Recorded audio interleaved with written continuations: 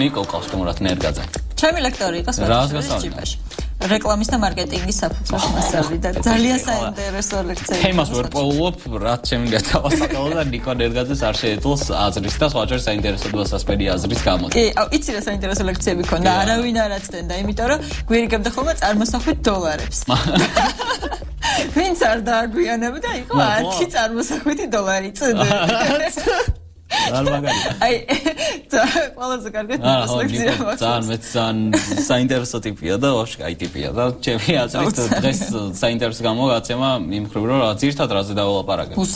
მუსიკაზე, ქართულ როკზე, ხაჭორს ბევრს წერდა ქართული როკის როგორც ასეთი შესახებ და იქ ბევრი რაღაცეები გამოხატა, ბევრი გამოხმაურებაც მოყვა იმ ნაწერებს, ზოგი გაღიზიან და არის როკერები მაინც არის ეს ხელოვანებით არა ხალხია რომ გორგი კადრები ხო და ამაზეც ულაპარაკე და Playboy-ის რედაქტორიც იყო, ხო? Playboy-ის რედაქტორიც იყო. კი, მაგრამ ამაზე უკვე იმდენჯერ დაწერა და იმდენჯერ შეხან ცოტა გავკრათ. ხო. ოზონის რედაქტორი. კიდევ ამ ბოლო დროს ვაფშე და ის მოხდა მე ნეტში რაღაცა მოხდა ნიკოს ძველი სტატია, სადაც იყო ძალიან მაგარი ლექსის პაროდია და გაკეთებული. ძალიან ანუ იყო ლევან ვასაძის ისა რა ლექს თემა იყო და ხო რა იმას მოაყოლა და დამჟრჟოლა რომ ეს საღოლ მეთქი რა წავი დავლიე და ხმალი გავიწრია რაღაც. ხო რა ესე მოგე დავიწყოთ რა ეხლა ძალიან შევყევით მე მგონი მოვიდა. მარიო.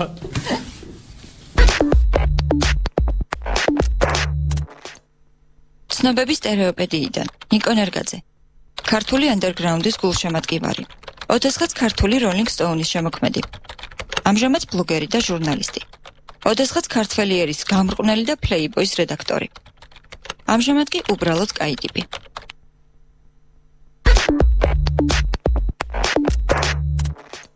გამარჯობა ნიკო, მადლობა რომ მოხვედი. პირველი კითხვა ესეც იქნება. გიხარია ოფენერზე რომ დიფარფლი ჩამოდეს? ზომიერად კი, ხარ ჩემს საყვარელი ჯგუფი არასდროს არ ყოფილა, უფრო ტრიკი მიყვარდა რაღაც პერიოდში. მეორე მხრივ თუ წახვალ და ხარ და მოვიდნენ და დაუკრეს, რატომაც არა. ბევრად უარესად შეიძლება დროის გატარება.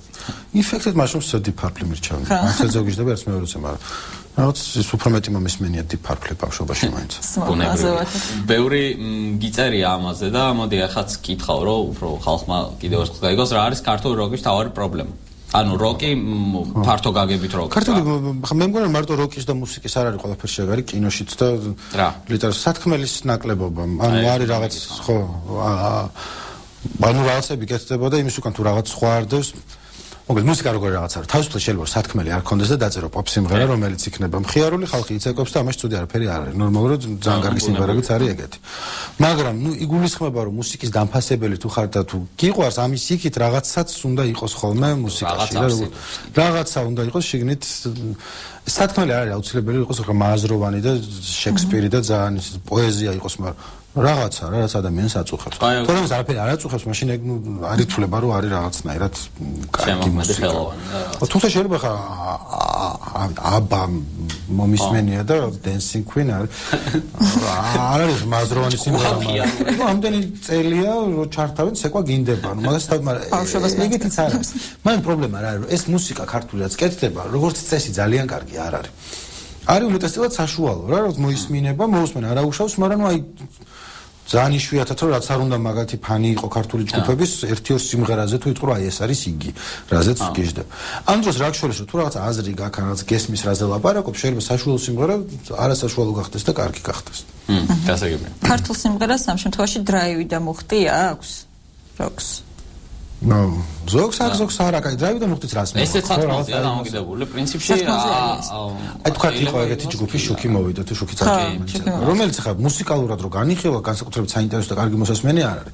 მუღამი რა იყო, რომ ქართულად მღერის ფრანგული აქცენტით ფრანგი რაც მინიბუსის მძღოლ ზაზაზე და იმაზე რომ შუქი მოვიდა და რა კარგია და ეხა არც სათქმელი ეხა მანდ რო რაღაცა ვაიდა და ეს რა გავიგეო არ არის მაგრამ გაგიგია სხვა მენწელი გავიგე 15 წლის წინადელი სიმღერა კი და მახსოვს მუსიკალური მაინც ღირებულება არა აქვს მაგრამ დუხი აქვს რაღაცა რა ნუ ის აქვს მუღამი აქვს ანუ დარჩა ანუ იმის გამო რომ ტიპი რაღაცას ყვება რა რომ აი რაღაცას ყვება იმას, რაც ყველას ყვდება ისედაც ყოველდღიურობაში. ანუ სვამს რაღაცა სოციალურად მწვავე აქცენტებს შეიძლება ასე.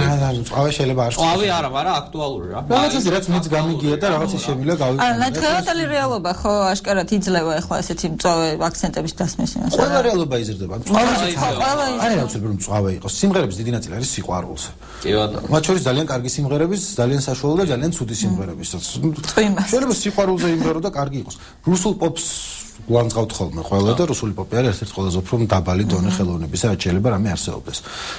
ახალი ბოლო 10 წელს გამოსული უმეტესობა არ მომისმენია, მაგრამ მანამდე პაპსა რაც არის რა, ესეთი გაგებით პუგაჩოვა და ალეგროვა და ასე შემდეგ. ნუ მომისმენია ბევრი. ამაზე დავხვდეთ, ყველა სიმღერა არის რაღაცაზე. ანუ შეიძლება ეს რაღაცა იყოს რუსული პოპის სტანდარტებით, ესეთი არაფერი, მაგრამ აზრი აქვს, ან ქართული სიმღერების უმეტესობას აზრი, ცუდი და კარგი არ არის, საერთოდ არ არის. არის სიტყვები. რომელიც შეიძლება ერთმანეთს ერითმო, შეიძლება არც ეგ არ იყოს. ანუ რაღაცა მახინჯი რაღაცა სტანდარტი უბრალოდ მოდად დამკვიდრდა და ასე აიტაცა მე ყველამ და მარტივად თავი დაიძვნა და ფონს გავიდა თუ აი საიდან აი რატო ეხლა ცოტა გამჭირდება მაგის თქმა რომ საიდან ჩამოყალიბდა მაგის სათავეებთან არ ვარ და ისე კარგადაც არ ვიცნობ რომ ვიცოდო. მაგრამ პრობლემა ის არის ხოლმე რომ ეხლა ესტრადაზე გადავედი და როქს ეს არ შეეხება, მაგრამ როგორც ეს სიმღერის ავტორი ერთია, ტექსტის ავტორი მეორეა. ტიპი რომელიც ღერის მესამეა და ტექსტის ავტორის ერთადი მაგას კი თავისი მუღამებեք რომ რამდენი მარცვალი უნდა იყოს ბოლოში. მომშიც მე ვერ ვერკვევი, მაგრამ ნუ ის გამიგია რომ ეგრე არის თავისი. მე რაც ხალხი ამღეროს სცენიდან რაღაცა. ხო, რამდენი სიმღერაა ის სცენიდან რაც ხალხმა იმღეროს. ხო, ძალიან ცოტა. გასაგებია, სულ მაინტერესებდა, მართლა მაინტერესებს მუსიკაში, მithumetes ქართულ underground-ში ვერ ვერკვევი, არ მაქვს საკმარისი უნარები ამისთვის და შემიცი რომ ერკვევი და ლადო ბურდული. ყველაზე ერთ-ერთი ფიგურა, რომელიც ყველა ზოგი იძახის, რომ კარგი მომღერალია, ზოგი ცუდი და მე რიგით მომკვდავმა ვერ გავიგე რა დავსახურე. არ მოგწონს არ ყოფილა შენთვის კარგი მომღერალი. მე არა მაქვს ხოლმე ეგის ანუ მოგეთ არის რაღაცა მუსიკის და ლიტერატურის ცოტა გავაზოგადებ რა რომ რაც არის კარგი იმის და მიუხედავად რა შენ გესმის თუ არ გესმის. თქოზე მაილს დევისი, მე შეიძლება არ უსმენდე ისე როგორც მაგის მოყვარული, მაგრამ კარგია, მაგაზე დავას თუ დაიწყებს სულელი ხარ, იმიტომ რომ ეგრეა რა. არის რაღაცები რაც არის ცალსახად ცუდი. არ ჩამოთვლი ხო, მაგრამ არის რომ გემოვნებაზე შეიძლება არის და რაღაცა კარგია და რაღაცა ცუდია. ამის იქით არის რაღაცები რომ რაც გისწორდება ან არ გისწორდება. თუ ახლა ლადო ბურდულის სიმღერა არ მოგწონს, არანაირი აუცილებლობა არ არის რომ თავს დააძალო რომ შეგიყვაროს. გემოვნებიანი სმენელი დაგერქოს. ხო, ანუ არის რაღაცები, იგივე მაილს დევისი ვახსენე. ნუ რამდენიმე დღე ვიჯექი და kind of blues უსმენდი რომ აი ახლა მოიტანს და კი, ნუ ახლა რომ მოусმევ ცნობ უფრო, მაგრამ ნუ არა მაქვს ის გულში ის გაცდა, რაც თქო შეიძლება ნაკლები დონის მუსიკოსებზე გამჩენია, იმიტომ რომ სიმღერაა და რაღაცა. კარგი, აი ეს ცნობური მუსიკის ჩამოყალიბების მთავარი მიზეზი რა არის? ხო, აი ესეთ მსმენელებიც ხო არიან, თქვათ რომ ოღონდაც ცნობდნენ რაღაც სიმღერებს, ან მომღერლები უყვარდეთ, რაღაც უსმენებს და თავს აძალებენ და ან ეს უწყობს ხელს ეს ცნობური მუსიკის ჩამოყალიბებას. მარტო ცნობურზე არ არის, ანუ როგორ არის რომ მუსიკა ბევრისთვის ხო არის იდენტობის ჩამოყალიბების საშუალება. თქვათ ახლა უნივერსიტეტში ხარ, რა მუსიკას უსმენ, მეტწილად განსაზღვრებს ვინ ახარ შენ საერთოდ. შეიძლება უფრო მეტად ვიდრე რაღაც ვია იმით იყოს განსაზღვრული რას უსმენ. ამიტომ ხშირ შემთხვევაში ეს მუსიკა რას მუსიკა ყველანაირი კარგი, ანუ რეპი კარგი სიმღერები არსებობს, soul-ი, rock-ი, რაც გინდა. მაგრამ არის რაღაც პერიოდი, როცა ხვდები, რომ მე ამ სასტავის ტიპი ვარ რა, მეც ეგრე ვიყავი, სხვაებიც ეგრე ყოფილან, ანუ არის ხალხი მუსიკას არ უსმენს, ან უბრალოდ ის ლენი კრავიც უსმენს, რაც მე არ მესმის, მაგრამ ნუ კარგი, დანარჩენიც არის რაღაც იმის ამიტომ მარტო სნობიზმი კი არ არის, ანუ ბევრისთვის არის, რომ აი ეგ მე ვარ რა, მე ვარ მეტალისტი სიტყვაზე, ან ინდი როკი მიყვარს, ან ტექსტური მიყვარს. ხო ადრე როგორ იყო ხა მეტალი ხო ის ადრე უფრო უფრო ანდერგრაუნდული იყო ვიდრე მე 90-იან წლებში თქვა მეტალიკა დიდი ჯგუფი გახდა და სტადიონებს ავსებს როცა თავიდან იყო უფრო ანდერგრაუნდული რაღაცნაირი ჯგუფი მეტალისტების მუღამი იყო და ეხაც არის მეტალისტები მაგრამ მუსიკა ყველას მოჰფინა ანუ შეიძლება ჩართონ სეპულტურას ერაიზი და მოგასმენინონ დიდი ხნის განმავლობაში არ მოგეწონება თუ არ გიყვარს ეგ მუსიკა და გეუბნებიან მოიწონე იმიტომ რომ უნდათ რომ მოგეწონოს და თუ ყველა მოусმენს ამას ძალიან კმაყოფილები იქნებიან ინდი როკი რაც გახდა პოპულარული ნუ ალტერნატივა 90-იანებში ხა ინდი ცოტა სხვა რაღაცებია, მაგრამ დაახლოებით ერთი. ამათ სასტავს არ ევასებოთ, რომ ყველა მიცოდეს ეს მუსიკა.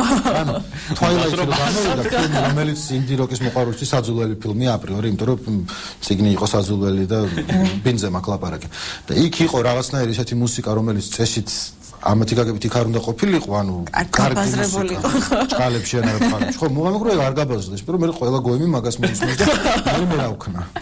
მე მომიწევს ახლა YouTube-ის დაჭრეკვა კიდე. ხო, და თან ძალიან დაცემითაც კი არ ვამბობ, ეგრე მეც ყოფილვარ, ეგრე რომ რაღაცა რო გევასებოდა, მაგრამ შენი როა და შენი ორი კაცის და მე უცებ აღმოჩნდება რომ ყველა უსმენს. სხვაჩვენს ასეთი ამბები იწევა ხოლმე, როდესაც ჩამოდის აქ ვინმე ცნობილი მომღერალი და აი ეხაც როცა ჩამოდიან რაღაცა დაანონსებულია 5 ივნისისთვის დიდი ფესტივალი, აი ეხაც არის ასეთი ტენდენცია, ბევრი წუწუნებს უკვე რომ რაღაცა მიდით აბა ეხა მოისმინე და არა და ეს ხო ბუნებრივია, ხო? ფესტივალები ეწყობა იმის გამო რომ ცნობადობა გაიზარდოს რაღაცა მეტმა ხალხმა გაიგოს, თუნდაც მერე დასერჩოს რაღაცა იპოვოს, მოусმინოს ამ შემდეგ. ხო, მაგრამ ახლა დიფარფრით ცნობადობა რა გაიზარდოს. ცოტა მეტი ემსახურებს ჩემი აზრით, მაგრამ ნუ რაღაცა აღმოჩნდა რომ ყველა მიცის infected mushroom. მე ისე ხა ბავშვობაში ჩამირთო ვიღაცამ და არ არის ხა ცუდი, მაგრამ კოლექციაშიც მქონდა, მაგრამ ნუ არ მეგონა თუ საყოველთაოდ გასაგებია. კაი, ამბობდოს რამდენიმე ტელევიზია გაიხსნა, სადაც თქვა ეს ქართულ მუსიკას ატრიალებენ აქტიურად. ხო, შენ უყურებ რომელიმეს ან მოგწონს გადაცემა? მე ერთი ვიცი ტაბულა, სადაც აჩვენებენ ხოლმე ქართულ კლიპებს სულ. ანუ თვითონ თქვა ხელოვნებაზე თუნდაც არტარეა სიტყვაზე. ხო, უყურებ ხოლმე ხა ისე ხშირად არა როგორც ადრე ვნახავდი, მაგრამ ანუ ეს არის კარგი ადგილი იმისთვის, რომ ქართული მუსიკა უფრო მეტად გავითარდეს. აძლევს საშუალებას ამას ქართულს მოსულს. არ ვიცი რა. ნახე, ერთი ისე რომ ძალიან კარგია რომ ესენი არის. ანუ გაცილებით უკეთესია რომ იყოს, ვიდრე რომ არ იყოს. მეორეა, არ ამგონია რომ ქართული მუსიკის პრობლემა, როგორც ამბობენ, მარტო ის იყო რომ კარგია და გამოჩენა აკლია. ანუ ქართული მუსიკა თავისთავად ამ როკ მუსიკასაც და ელექტრონულს და იმასაც ისედაც აქვს პრობლემები, რომ მაინც კარგი არ არის. არ არის ლაპარაკი თუნ ჯგუფების და ტიპების ნიჭაზე ან რაღაცაზე, იმიტომ რომ ეხა რაც მე მომისმენია, გაცილებით უფრო მეტი ნიჭიერი მუსიკოსი ყავს, ვიდრე ოდესმე ყოლია. იმიტომ რომ უბრალოდ საშუალება აქვს მეტი ინსტრუმენტია, უფრო ადვილად შეგიძლია რაღაცაზე დაჭრა ისწავლო თუ რაღაც ელექტრონული მუსიკა კიდევ უფრო ადვილია, fruity loops ჩაწერა, რაღაც ხაში ჩაწერა და ანუ ერთია რომ ბევრნი არიან, კარგები არიან, მაგრამ აი თვითონ ეს მუღამი რო ისე მოქონდეს, მაინც არ იყო ამათი პრობლემა, მარტო ის რომ კარგია და ხალხმა არ იცეს. ამათი პრობლემა ის იყო რომ უმეტესწილად არის საშუალო. არის ცუდიც არ არის, ხა მიჩვენია რომ საშუალო მაგ მუსიკას უსმინო, ვიდრე თქვა კარგ ქალაქურ სიმღერებს თუ ფხიზელებ, თვალზე შეიძლება კარგად მიგონოს. ვიღაცები რომ შეც ის ურჩევნიან, არ არის ეს რომ ის უკეთესია თუ ის უარეს. ჩემთვის მირჩევნია რომ საშუალო ქართულ როკს უსმინო, ვიდრე ფხიზელზე. ყურსასმენებში ვიდით რაღაც ქუჩაში რო და ყურსასმენებში ძალიან იშვიათად. ანუ მაშინ ჩემთვის კიდე სხვა კატეგორია, თვითონ ხო ანაწილებს ჯგუფს. არის რაღაცები რაც კარგი ბიჭები არიან, კარგი არის, მაგრამ ჩემთვის თუ ჩავწერე ტელეფონში და მიქსში ამოაგდო, ესე იგი კიდე ჩემთვის გააბაზრებ. შენს ტორას უსმენ. მე აღარ მაქვს ის მომენტი, როცა მუსიკით იდენტიფიკაცია შემეძლებოდა, და ძალიან წუხარ, იმიტომ რომ ვეღარცე. ნუ მაგ ხოლმე რა 200-300 სიმღერა ჩაყრილი და არის ნაწილი მაქვს სასიარულო სიმღერა, რაც დრაივიანი შეიძლება ჰიპ-ჰოპი იყოს, რაღაც გიტარებიანი ტიპი. რაღაც ასაკს რო გადაცდები სახელმწიფოს და ჩემს შემთხვევაში ახალი მუსიკის ახმა უფრო გიჭირს ადამიანს, ეგრე ყველას. მე არ მჯეროდა ჩემ თავზე, მაგრამ ნუ ხო. ზეცად ისე რასაც მანამდე უსმენდი, ისე იმას უსმენდა. თუმცა ვდივობ ხოლმე. არა ჩამორჩენილი ვარ ახალგაზრდაში. მაინტერესებს მოდი ეს თემა ბარემ რო ამოწურთ. ყველაზე გამორჩეული ფიგურა მაინც ვინ იყო ამ ქართული როკის ბჭყალების ისტორიაში. ჩაგვიანი იყო ეგ ის არმანდ არ არის ორი აზრი და შემიძლია რაღაც ესეთი ლაივ ვიღაც არ არის. კი არა სხვა იყო, მაგრამ არ არის ეგრე რა. ირაკლი იყო რეალურად, თუნდაც იმიტომ რომ ირაკლი იყო რატომ? ირაკლი იყო პირველი, ვინც ქართული მუსიკის მოსმენა გახადა არაგოიმური ბჭყალებში ან ბჭყალების გარეთ. ირაკლი პირველი ესეთი მუსიკოსი არ ყოფილა, თვითონ ადრე ამასენად ვიხსენებდი, მუშაობდი 7 დღეში. და ბიძინა მაყაშვილმა, რომელიც ჩემი რედაქტორი იყო, მითხრა რომ წადიო ირაკლისთანო და დაბადების დღე აქო და მაგ კუთხით მივდექი რა, რომ ირაკლი პირველი, რომელმაც ქართული მუსიკის მოსმენა გახადა არა სირცხვილი ან რაღაცა დაბალი. არამედ ის რომ როგორც სხვა ველვეტ ანდერგრაუნდს ჩართავდა და მე ერთი ჩარკვიანს ჩართავდა, ჩვეულებრივი ამბავია. თვითონ ირაკლი, რომელიც ახლა არ იყო მენც მორწყვი და თავმდაბალი ადამიანი და მეფე დაირქვა თვითონაც, თქვა რომ არ იყო მთლად ეგრე, ჩემამდეო და ჩემთან ერთად ქიშო იყო და დადა იყო და ხო, მაგრამ ირაკლი იყო პირველი, ვინც ხალხმა მასობრივად იცოდა. ეხლა შეიძლება დაждდეთ ეს ჭეშმარიტება თუ დადას სიმღერები ძალიან კარგებია მართლა განსაკუთრებით იმ დროისთვის, მაგრამ ნუ მაშინ ყველამ იცოდა მე გადავცურავ ზღვას და რიგი მიზეზების გამო ირაკლი სასტავები იყო, ვინც იქაც იყვნენ, მაგრამ მე სასტავები იყო გაწიე გამოწიე 500 კაცი, რომელიც ახლა ორზე გავამრავლე, ის რაც მეგონა რომ მაქსიმუმი იყო. რომ მივადგეთ შენ იყო ქონდა ამ ჟურნალს იმის ამბიცია რომ ყოფილიყო პირველი ქართული მუსიკალური ჟურნალი, თქვათ ქართული Rolling Stones-ი, რაც შემდეგ რატო დაიხურა და შეიძლება თუ არა რომ აბდიის მერე მარკეტინგი რომელსაც მაშინვე ვერ შოდი და არ იყო პირველი მუსიკალური, მანამდე გამოდიოდა. ჩემი აზრით ჩემი უკეთესი იყო და ეს ყველაზე ხარისხიანი რაც გამოდიოდა. მაგრამ პირველი არ ყოფილა, მანამდე ციოდა და მაგაში ვერ შევედავებით სხვებს.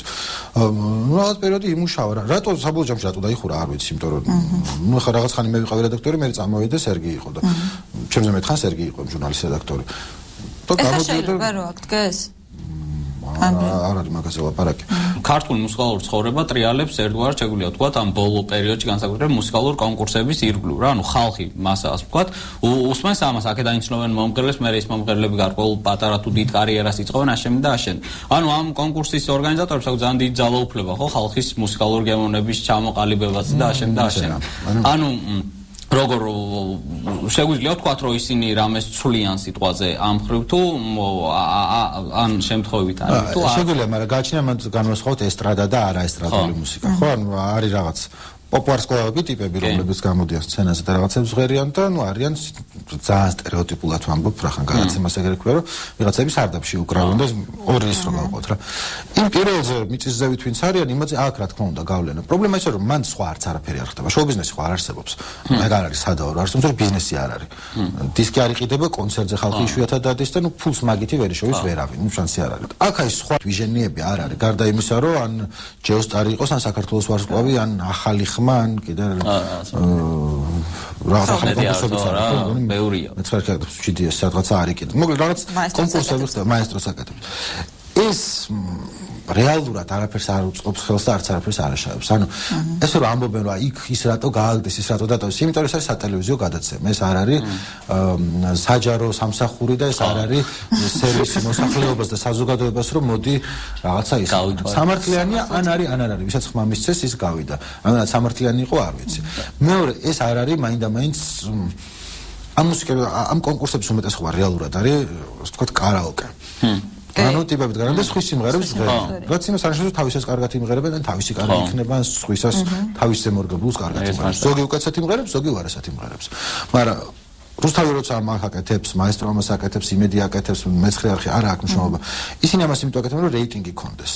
და ეს არის სწორი და ეგრე უნდა იყოს. ანუ იმეთი ამოცანა არ არის, რომ ვარსკვლავი საქმე გააკეთონ. ვარსკვლავი გაკეთდება თავისთავად. ხა დღე-დღე რეიტინგულ გადაცემაში ადამიანები დგას და მღერის, მე ქუჩაში ცნობენ და სადღაც დაუძახებენ. დაკარგულა ხო ესე პრინციპში ამდენი პროექტები და ცოტა ხერხმა გაანძრია, არ არის ხა იმის მასშტაბი მე რომ თან დაგყვეს და ისახში არ მოგადგება. ჯესტარის ჟურიშიც ხო იყავი ერთ პერიოდი იქ რა გინდოდა. თამიჯახეს თან. საინტერესო იყო. რამე საინტერესო, რამ ხდება საინტერესო იქ მუშაობა. საინტერესო იყო კასტინგი. ანუ თავიდან ხო როგორია კასტინგი პროცესი არის, დადიხარ ხუთ ქალაქში ვიყავით, არ მახსოვს ზუსტად და იქ რაღაცები მოდიან და თან მაზალო პროცესია, იმიტომ რომ ნუ არ მაქვს ეგ ისა რომ ზიხარ და შენ კარგი ხარ, შენ ცუდი ხარ, ცოტა უსიამოვნოა. უხერხულია. უხერხულია ხო, თან ვიღაცები მოდიან ვინც ფიქრობენ რომ კარგად მღერიან და შენ გონე რომ არ მღერის კარგად და თან რაღაც გიშტაბეს კითხები რომ აი ნუ ხომ აი მე ვინა ვარ რომ ეხლა ამას უთხრა რომ წავი იქნება იმღეროს, მაგრამ მე ხო ნუ არ ამგონია რომ ვინმეზე უსამართლოდ გადაგვეწყვიტოს რეალურად აი საერთოდ ვიდეოზე. და იმასაც არის ხო შეიძლება ცუდი დღე აქ ადამიანს მოვიდა და ცუდად იმღერა და ხარ უკეთესად ემღერა, მაგრამ ნუ რაც ხონდა იმის არ არის ხო? უშუალოდ მე თვითონ გადაცემის დასკვნითი ნაწილი რომელიც არის ანუ ფილარმონიაში კონცერტები ერთ ცოტა დამღლელი იყო ხოლმე. იმიტომ რომ მან ხა ყველა ვინც არჩია ძალიან ცუდად არც ერთი ნუ გაიშერება ერთი მღეროდეს, მაგრამ უმეტესობა ნორმალურად დღეს ვიღაც ცოტა უკეთესია, ვიღაც ცოტა უარესია და უნდა დაждდე და მოусმინო და რაღაცები მოიფიქრო ყოველ ჯერზე რომ თქვა, როცა ნუ რეალურად ბევრი შეიძლება დაახლოებით ერთნაირად იყოს, რა ნუ არც ცუდია და არც გაგიშდი. Playboy-ის რედაქტორიც იყავი საქართველოში და ისიც ასჯერ ახსენი რატო დაიხურა ამას აღარ შეგეკითხები. ან მაინტერესებს ეხლა კიდევ შეიძლება და რა შანსი აქვს ამ ჟურნალს რომ გახსნილი იყოს სიტყვაზე ეხლა მაინც იქნება და პოპულარული? ნუ ეხლა ვინმე თქვა ინსტიტუტი იყო და ნებისმიერი მოვიდეს თქვა რომ რამე ჟურნალში ფული დააბანდა და 1000 ჯერ დავფიქსდებოდი ვიდრე ჟურნალში გინდა Playboy იყოს, გინდა Esquire იყოს და გინდა New Yorker ნებისმიერ ჟურნალში ფულის დააბანდება, იმიტომ რომ ან ამოიღებ იქიდან ან არა და ნუ რთულია რომ მაგის აწყობო. Playboy-ის პრობლემა არ ყოფილა ის რომ ქართულმა ხალხმა უცებ ვაიმე პლეიბოი და არ იყიდა. პლეიბოი ნორმალურად იყიდებოდა, მაგრამ ქონდა თავისი სხვა პრობლემა, იმიტომ რომ რთული ასაწყობი ბიზნესია რა. ანუ ისე ადვილად არ მოაქვთ რეკლამა, როგორც სხვა ჟურნალებში. ეხლა რეკლამის დამკვეთები შეიცვალნენ სიტყვას. მაშინ შეცვლილები იყვნენ, უბრალოდ საჩარიჩოა უფრო რა. ადამიანთან მიდიხარ პლეიბოის ჩადე რეკლამას და აუხსნა რომ იცი რა არის, შენ პორნო ჟურნალში კი არ დებ რეკლამას, უფრო ვერ მოთხოვ რეკლამა იმას იცი. რეკლამის დამკვეთებსაც შევეხეთ და რამდენიმე უმაღლეს სასწავლებელში ასწავლი რეკლამის და მარკეტინგის საფუძვლებს, როგორც ამ სფეროში გარკვეული ადამიანი მაინტერესებს შენი აზრით რომელია ყველაზე კარგი ქართული რეკლამა? თუ რეკლამა არ გამოგვივა. არ გამოგვივა, იმიტომ რომ არ გამოიყვან. ოგილვი იყო ეგეთი, ვთქვათ, ერთ-ერთი ყველაზე დიდი მამა რეკლამისა, რომელიც ამბობდა რომ მე ვერ გეტყვით კარგია თუ ცუდი რეკლამა, ვიდრე უკან გეგმას არ წავიკითხავ, ისე გაკეთებაც უნდა. რეკლამა შეიძლება გაიგო ორგვარად. ერთი რომ შეხედო რომ გაგართო თუ არა, არ ხატრული ღირებულება როგორ არის გადაღებული, კამერა როგორ მოძრაობს, მსახიობი ვერ გათვალე და მეორე თუ რეკლამის არსი რაც არის, რომ იმას აკეთებს თუ არა, რაც უნდა გააკეთოს. ანუ შეიძლება ეს პროდუქტის გაყიდვა იყოს, შეიძლება ის რომ ბრენდის სახელი გახსოვდეს და ასე შემდეგ. ამ საქმეს კარგად თუ არ გაკეთებს რეკლამა არის ცუდი, იმის და მიუხედავად რომ შეიძლება სპილბერგის გადაღებული იყოს და 10 მილიონი დაჯდეს, მაგრამ თუ ის არ გააკეთე, რაც უნდა გააკეთებინა არ ვარ გამაში. დაუეჯის გადაზიდვის კარგია. კარგი იყო რომ აკეთებდა თავის საქმეს ნომერი. ნომერი ახსოვს ყველას რა ესე ნომერი არავინ არ იცის არც ორგანიზაციის. მაგ ხრივ ეგრე იყო კარგი რეკლამა. მეორე რეკლამა რომელშიც შეიძლება 1000 ჯერ მეტი ფული დაიხარჯებო, ის ალბათ 10 ლარი ღირდა, 1000 ჯერ ძალიან ბევრიც არ გამოდის. და მე არ გააკეთა ის რაც მოკლედ თუ არის რეკლამის რისი გაკეთება უნდა და იმ რეკლამის კუთხიდან ვერ თქვი კარგი იყო თუ ცუდი. გასაგებია. ეს შეიძლება თქვა რაც შეხედო რა ის მომეწონა ან არ მომეწონა რაც იმის რეკლამა მომწონს. გასაგებია ხომ? Rolls Royce-ის მოგწონს არ მოგწონს იყიდი? მე ეხლა მაინტერესებდა აი ხა ბოლოსკენ გავდივართ ისედაც და ამასთანავე წავაწვდი ნეტში შენს ძველ სტატია სადაც იყო ან პაროდია იყო სადაც დაწერე ლექსი ისეთი ჯიგრული და კარგი ლექსი და ეს ლექსი დარწმუნებული ვარ რომ ბევრს მართლა სერიოზულად მოეწონებოდა და იტყოდა რომ აი რა кай ბიჭი ყოფილა აი რა კარგად შეძლებია წერა და რაღაც რა არის აქ ეს ხო ლევან ვასაძის თემა იყო თან აქტუალური და მისი ის ლექსი ცნობილი და შარჟული ლექსი იყო და ძალიან кайგო მომეწონა მართლა როგორც პაროდია და ანუ რატომ არის ასეთი იმეების მოთხოვნილება ანუ აქვე მივობათ მაგრამ YouTube პოეტების და ამათი თემას რა. ვაი ის არის ხო და მაგის დაწერა ძალიან ადვილი. ანუ უნდა გარითმო და რაღაც სიტყვები იყოს. პროგრამად დაწერსო ძალიან მარტივი. ხო, ნუ პროგრამა შეიძლება გაუჭირდეს რაღაცა ის უნდა ცოტა დუხი უნდა. ლაჟარი და რაღაც სიტყვები უნდა იყოს ისეთი რა. ნაჟური ცოტა გაცვეთილია, მაგრამ ცოტა ესე უნდა იყოს რაღაცნაირად. გულზე უნდა ხდებოდა. რატო არის კარგი პოეზია რთული გასაგებია, როგორც ხელოვნების და რა უცილოებელია პოეზიისადმი ასეთი ნება იყოს საერთოდ. ვის წერს იმას გონია რომ უფრო ადვილი. ანუ როცა თქვა წარმოგიდგენთ ხარ მეორე კურსელი ტიპი, რომელსაც აქვს ანთებული ხელოვნებისადმი სწრაფვა. და თქვა მაინც ნიჭერი არ ახარ, რა მაგრამ ნუ გინდა. ამ ხრივ გაქერთ ჩანს რომ მოთხრობა დაწერო, მოთხრობის დაწერა რთული რომ დეტი შრომა უნდა რა შეიძლება 10 გვერდი და ისაკნა რაღაცა დაიწყო და მეორე მხრივ დაწერა 5 სტრიქონს რა, თან თითქოს ხო ისე რომ პოეზიას წესები არა აქვს რა. თეთრი ნათელი გადმომენათა მოვიდა ზაღლი, ყებს ყავა მინდა ჩავებს. რაღაცა რა დააწერ ცოტა ისე იზამ და ლექს გავს. ვინ იტყვის რომ კარგია თუ ცუდია? რეალურად არის მაგის შეფასების კრიტერიუმები კარგია თუ ცუდია და ეს ლექსი არ ვარ გადაწერა. არა ვინმე გაგიგებს მაგრამ შენ გაგინდა ნუ ჩემი გული სქენი რა გადმოგიშალა. შემიძლია სალფეტკზე დაწერო რასაც მოთხრობა. შემიძლია გინება დავწერო ბევრი. და უკვე underground ლექსი. აი შეტიდოში გავწერო. თუ ის არ გესმის გონია რომ ადვილია, იმიტომ რომ უფრო მალე წარ ლექს ვიდრე მოწ. გიყვარს შენთო პოეზია ისე? ძალიან მე როგორც წესი არ მესმის ხოლმე. აი რამდენიმე არის რომელსაც მიგრძნია და გამიგია, მაგრამ გამარჯობა. ვაჟა ფშაველა, მაიაკოვსკი და გალაქტიონი და რაღაც ერთი-ორი გერმანულს რო სწავლობდი, რილკეს ლექსი დამავალა ჩემასწავლებლმა და პირველად რო წავიკითხე, მივხვდი, აუ მეთქი რა მაგალითია. ხო? ის არ მახსოვს თვითონ. რომელი ლექსი იყო მახსოვს, მაგრამ გერმანული არ ვიცი. ვერ ვისწავლე ისე კარგად. კარგი, დავამთავროთ. დიდი მადლობა ბრძანებისთვის. კარგად ვანდებათ. კარგად. როგორი გადაცემა გამოვიდა შენ? კარგი გადაცემა. კი, მე მომეწონა. ნიკოს დაუწერდი 100 წარმოსახვით $. 100 წუთი ნიკოს შენგან ესე იგი აქვს საჩუქრად, ხო?